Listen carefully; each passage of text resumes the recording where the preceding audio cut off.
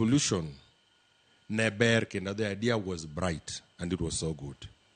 But devolution okethi kaluwore gi this animal miluongo ni wage bill. Ji ondiki e counties the devolution units noloki obedo units of employment. Makuro giko pesa unge. Koro an mondo mi gini kony od bura mamalo gi senate. Ong'iyane ni to yo mane minya ket chik mondo los wach mar wage bill ma affect most of our counties across. Then the other thing ma paro ni bende is very important, Sharon, ne ng'ato wacho ka ando kwanyo ing'ama jatelo. Sami bire mbele jopiny ka wabire debate makama. Okibiro wuoyo ne mana jo Migori. Like what I say here, en gima wuoyo ne ja Kisumu mondo wakonyre kanyakla. Gimoro wacho ni ya. Korach kata sani kuro okwanyo wuoko michulo maromo nade. Ka Migori rach to rach ne gite nyaka japiny ma ok ni office. Omiyo richo kwa wuo gi richo to rach. Tere kaka wanyakele solution. Sharon, chik mar Kenya. Samora mora mineno pesa ma wacho ni budget cha oyudo osetime.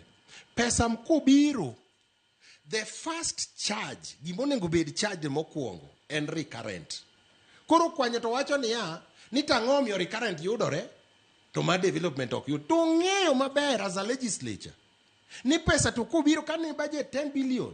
To kopo ni yudo 1 billion. The first thing mikwongi charge en recurrent. Then one kaka Homa Bay Sharon. Waikore sani awacho ni and gimoro mabe wiya wilgo Sharon. And awinjo ka ndugu ne wache.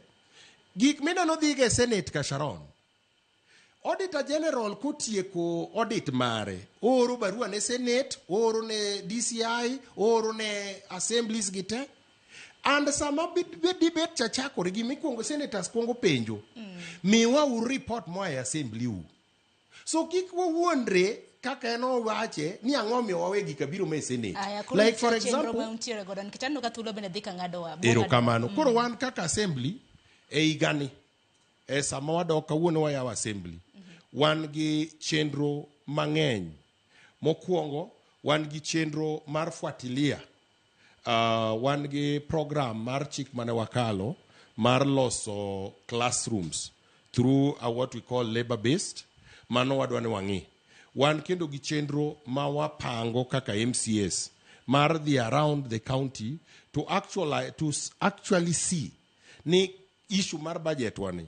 Gik mwasebedo kwa wachoge. How are they doing on the ground? Mondo wande kana report kaka members mondo be okele a assembly. Ma which of course that started the other week and we are in the process and maybe next week odi bedo ni ene a house. Then kendo wan gi chenro mar ng'iyo ni to FIF Facility Improvement Fund tiyo nade.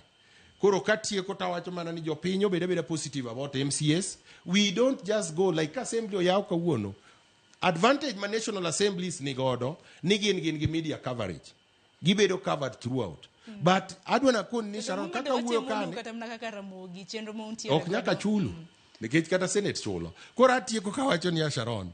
Ni we work so well. And I want to tell you Sharon, I don't want to talk about Migori, I don't want to talk about Nairobi because I'm not a member there.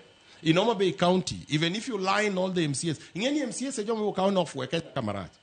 But you come to Homa Bay County, you'll find we have 2 professors. And that means they are learned. And we also have we have a lawyer, we have a composition of people who can debate and tell our people. So, in any way, we discouraged. Kanga ten kongi kakiwinjo kata osiko ero na mane ado.